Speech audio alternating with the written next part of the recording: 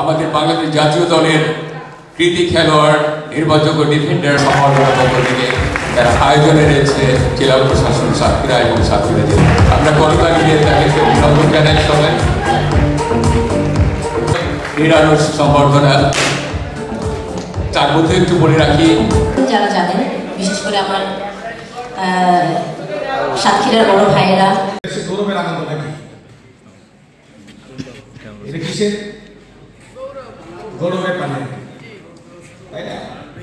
আসলে আমরা যে গৌরব অর্জন করি কৃতিত্ব যেটা,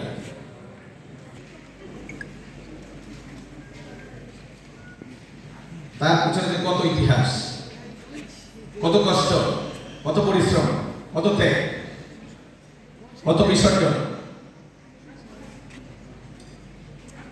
তাই না?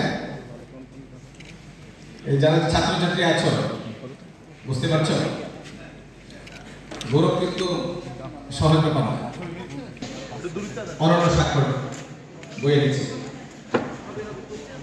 তারা দেশের মুখ উজ্জ্বল করেছে,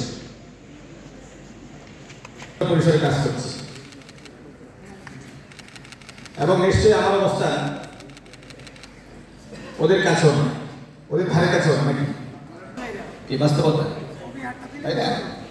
মেসি যে কয়জন ছিল সারা পৃথিবীর সবাই ছিল,